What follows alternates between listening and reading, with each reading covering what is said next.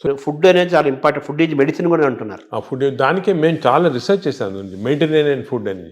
For example కొన్ని types of food, ఈ coconut water అనుకోండి, 2 గ్లాసులు కోకోనట్ వాటర్ తాగితే మనకి మంచి బ్యాక్టీరియా ఉంటుంది. అదేవిధంగా బ్లాక్ కాఫీ, అసలు మిల్క్ అనేది మిల్క్ అనేది రాంగ్ కాన్సెప్ట్. పెరుగు మంచిది, పెరుగు మంచిది కానీ పాలు మంచిది. ప్రోబయోటిక్ అంటారు కదా, పెరుగులో ప్రోబయోటిక్స్ ఉంటాయి. ప్రోబయోటిక్స్ జనరల్, పాలు మంచిది కాదు. ఎందుకంటే మనం వేరే స్పీసీస్ పాలు తాగుతున్నాం.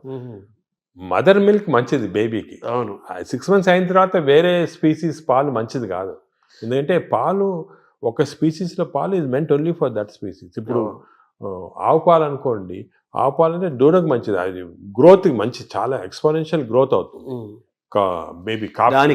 కాఫీ మంచిది కానీ వేరే మనం తాగటం మంచిది. అంటే మన వాళ్ళు ఆయుర్వేదం కూడా మనం సెకండ్ మాట్లాడుకుంటే వాళ్ళు ఏమంటారంటే ఆవు నెయ్యి, ఆవు పాలు, ఆవు ద్వారా వచ్చేదంతా కూడా మనకు మంచిది, బ్రెయిన్. ఆవు పాలు కాదు, ఆవు గీ పర్వాలేదు కానీ ఆవు పాలు మనకి కర్డ్స్ ఫామ్లో అటువంటి ఫామ్లో మంచిగా. యాక్చువల్ మిల్క్ తీసుకుంటే దట్ ఆవు పాలు మెంట్ ఓన్లీ ఫర్ కాఫ్, అంటే వాళ్ళ పిల్లలకి అంతే. మనం వేరే స్పీసీస్ పాలు దాటం కరెక్ట్ కాదు, అది నేచర్ అగేన్స్ట్ అది. అంటే మనుషులు వాళ్ళు తీసుకో, మనుషులంటే అంతే, exact same species, that is natural nature. మన నేచర్ కి వ్యతిరేకంగా వెళ్తుంది. సో ఆవు నెయ్యి మంచిది అంటారు కదా, బ్రెయిన్ మంచిదని కాదు, అంటే కొంతవరకు ఇంతకుముందు నెయ్యి తీసుకోవడం మంచిది కాదు అంటే ఇప్పుడు కొంతవరకు లిమిటెడ్ క్వాంటిటీస్ లో పర్వాలేదు నేను వచ్చింది, అంతేగాని మంచిదని కాదు, ఎక్కువ తీసుకోవడం మంచిది అలా కాదు. ఇందులో ఈ జర్నీలో అవాయిడ్ వైట్స్ అనేది ఒక పెద్ద ప్రచారం జరుగుతుంది కదా సార్, అది అవాయిడ్ ఏదంటారు?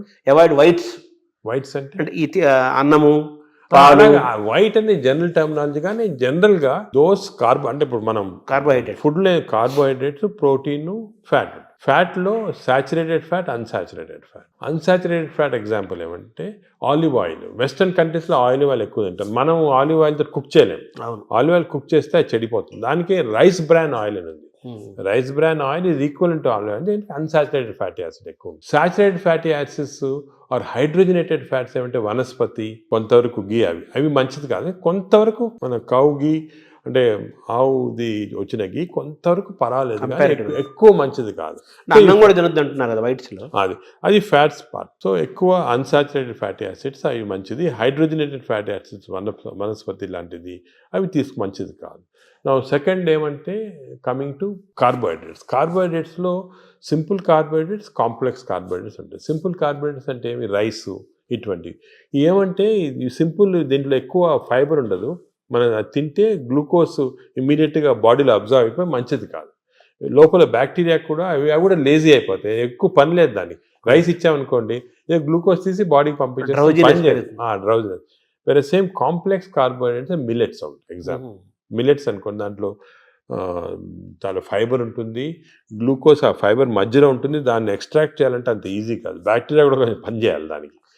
ఒకప్పుడు మనం రాగులు, ఆరికలు, రాగులు కానీ మంచిది, ఈ సొరగము అవన్నీ కూడా అంటే మిల్లెట్స్ ఆర్ వెరీ గుడ్. ఇవి మనం రియలైజింగ్ నా ఎక్కువ మిల్లెట్స్ తింటే మంచిది అది. సో దీస్ కార్బోహైడ్రేట్స్లో మిల్లెట్స్ ఎక్కువ కాన్సన్ట్రేట్ చేసేసి ఎస్పెషల్లీ పాలిష్డ్ రైస్ అవాయిడ్ చేయాలి. అంటే మామూలుగా అన్నము కంపారిటివ్గా అన్నం తింటే తొందరగా అరుగుతుంది, ఈజీ డైజెస్టివ్ అనే మనకి ఈజీ డైజెషన్ మనకు మంచిది కాదు.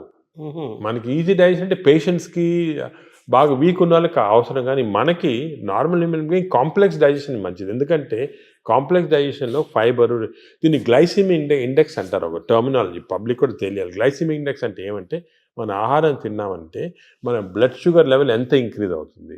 సో గ్లైసిమిక్ ఇండెక్స్ ఒక ఫుడ్ ఎక్కువ ఉంది అంటే డైజెషన్ కావచ్చు, కానీ ఆ గ్లైసిమిక్ ఇండెక్స్ ఎక్కువ కావటం వల్ల గ్లూకోజ్ ఎక్కువే మంచిది కాదు బాడీకి.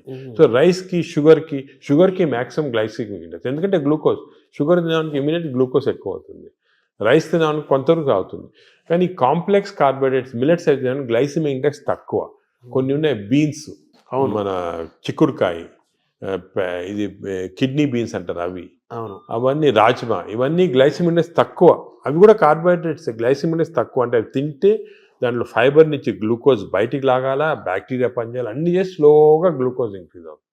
సో దట్ ఈస్ నాట్ అది మంచిది. Protein లో గురించి గ్లైసెమిక్ ఎక్కువ ఇండెక్స్ అంటే మాట్లాడుతున్నారు. మంచిది. సో ఇది కార్బోహైడ్రేట్స్. కార్బోహైడ్రేట్స్. సో అరుగుదల రైస్ తింటే మంచిది అరగటం అనేది మంచిది కాదు, తొందరగా అరగకూడదు, డిలేగా. Third aspect protein. ప్రోటీన్లో మనకి animal protein, vegetable protein. Vegetable protein అంటే ఈ స్ప్రౌట్స్, దాల్స్, ఇవన్నీ వెజిటబుల్ ప్రోటీన్. యానిమల్ ప్రోటీన్లో కొన్ని మంచి ఉంది, చెడు ఉంది. Animal protein high quality protein. For example eggs అనుకోండి, మంచిది యానిమల్ ప్రోటీన్. అదేవిధంగా కొంతవరకు ఫిష్ మంచి ప్రోటీన్, అంటే దాంట్లో ఎక్కువ ఫ్యాట్ లేదు. కానీ ఇప్పుడు రెడ్ మీట్ అనుకోండి, దాంట్లో సాచురేటెడ్ ఫ్యాట్ ఎక్కువ, అది మంచిది కాదు. అసలు రెడ్ మీట్ అనేది తినకూడదు అసలు. ఈ రెడ్ మీట్ వల్ల మనకి బాడీ హార్మ్ కాకుండా ఈ బాడీలో క్యాన్సర్స్ రావటము, కోలన్ క్యాన్సర్స్ వెస్టర్న్ కంట్రీలో చాలా ఎక్కువ పాలిప్స్ అది రెడ్ మీట్ వల్ల. So red meat complete avoid చేస్తేనే బెటర్. సో ఇవి కొన్ని జనరల్ ప్రిన్సిపల్స్ మాట. దీంట్లో స్పెసిఫిక్గా మేము ఈచ్ పేషెంట్కి అడ్వైస్ చేస్తుంటాం. ఎందుకంటే ఇవి ఇంపార్టెన్స్ ఎందుకు వచ్చింది వాటికంటే, మన ప్రపంచంలో 5 బ్లూ జోన్స్ అని ఉన్నాయి. బ్లూ జోన్స్ అంటారు దాన్ని, బ్లూ జోన్స్. ఈ 5 బ్లూ జోన్స్లో ఫర్ ఎగ్జాంపుల్ సార్డినియా అని ఇటలీలో ఉంది, అదేవిధంగా లేమలోండా అని చిన్న అంటే ఒక్కనవా అని జపాన్లో ఉంది. ఈ 5 బ్లూ జోన్స్లో ఏమంటే people are living for very long period. ఈ బ్లూ జోన్స్ అవి బ్లూ జోన్స్ అంటారు. అంటే కొన్ని వరల్డ్లో 5 బ్లూ జోన్స్లో people are living mainly 100 years దాకా. అందరు అక్కడ 100 years బతుకుతారు. లాంగివిటీ ఒకటి, హెల్తీగా ఉన్నారు అందరు. డయాబెటీస్ తక్కువ, హైపర్ టెన్షన్, హార్ట్ డిసీజ్. ఎందుకు అని చాలామంది దీన్ని రీసెర్చ్ చేసి చూస్తే మెయిన్గా వాళ్ళ 2 diet habits, second physical activity. They are all very active physically. 100 years అయినా కూడా వాడు వాక్స్కి వెళ్తుంటే అది చేస్తారు, గార్డెనింగ్ చేస్తారు, సైకిల్తో కూడా వెళ్ళిపోతారు. మెంటలీ బాగా యాక్టివ్ ఉంటారు. డయట్ వాళ్ళది మెడిటరేనియన్ డయట్ అని ఎక్కువ తింటారు. ఇది మెడిటరేనియన్ అంటే olive oil, nuts, vegetables, fresh fruits, fish. Food and యాక్టివిటీసే మెయిన్. ఫుడ్ ఇటువంటి ఫుడ్ అంటే మన బాడీకి ఎక్కువ స్ట్రెయిన్ లేకుండా మంచి ఫుడ్. ఇవి మేము యాక్చువల్లీ మా దాంట్లో రీసెర్చ్ చేసి ఇటువంటి ఫుడ్ ఆలివ్ ఆయిల్ మనం తినలేము. Then we are converted it Indo Mediterranean diet. మా వెబ్సైట్లో దొరుకుతుంది మీకు, 400 రెసిపీస్ ఉన్నాయి. అంటే మెడిటరేనియన్ దోశ ఎలా చేయాలా, మెడిటరేనియన్ ఇడ్లీ ఎలా ఉంటుంది, వేరేగా ఉంటుంది మన దాంట్లో. మన ఇడ్లీ అనుకోండి రిఫైన్డ్ కార్బోహైడ్రేట్, అది తింటే గ్లూకోజ్ తక్కువ ఇంక్రీజ్, మంచిదిగా. మెడిటరేనియన్ ఇడ్లీ తింటే అలా కాదు, స్లోగా డైజెస్ట్ అయ్యి బాడీకి మంచిది. సో ఏమంటే అంటే మామూలుగా అందరికి ఉండే నోషన్ ఏంటంటే తొందరగా అరిగేది మంచి ఫుడ్ అని, తర్వాత మన బాడీ చాలా బాగా పనిచేస్తుంది అని ఫీలింగ్ లో ఉంటారు. తప్పు అదే ఐ వాంట్ యూనోటి. అసలు అరుగుదల స్లోగా అరిగేది మంచిది. Body has to work for digestion.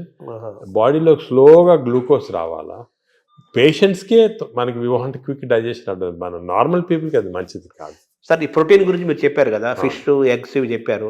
ఇదంతా వెజిటేరియన్ వాళ్ళకి ఎక్కడ నుంచి? వెజిటేరియన్ వాళ్ళకి ప్రోటీన్స్ చాలా. అసలు వెజిటేరియన్ ప్రోటీన్ మంచి ప్రోటీన్, దాల్, స్ప్రౌట్స్, ఆల్ లెంటిల్స్లో ప్రోటీన్స్ ఉంటాయి. బీన్స్, ఇటువంటి దాంట్లో కూడా పెసర మంచిది. ఇప్పుడు దోశ బదులు పెసరట్టు తినండి, మంచిది. మన పెసరట్టు మంచిది చాలా. మీరు ఒక 2 రోజులు దోశలు, ఇడ్లీలు ఆపేసి పెసరట్టు తినండి, మంచిది చాలా. పెసరట్టు మన ట్రెడిషనల్గా చూడండి, పెసరట్టు, కోకోనట్ చట్నీ, సాంబారు, అల్లం పచ్చి, ఇవన్నీ మంచి, అసలు హెల్తీ. అలా తిన్నాం అనుకోండి మనకి మంచి హెల్త్కి మంచిది. సో ఈ western breakfast, toast, butter, egg అన్న బదులు ఇవి మంచి మాట. అంటే మామూలుగా ఈ ప్రపంచం పెద్దది, ఒక్కొక్క ప్రాంతంలో ఒక రకమైన శీతోష్ణ, అంటే చలి శీతోష్ణ పరిస్థితుల్లో ఒక్కో ప్రాంతానికి ఒక్కో రకంగా ఉంటాయి, జీన్స్ ఒక్కో రకంగా ఉంటాయి. దీన్ని స్టడీ చేసి కొన్ని 100,000 సంవత్సరాల క్రితమే ఆయా ప్రాంతాలకి ఈ ఆహారం మన వాళ్ళు డిసైడ్ చేశారు. 100 ఏళ్ల నుంచి మనం అవే ఫాలో అవుతున్నాము కదా.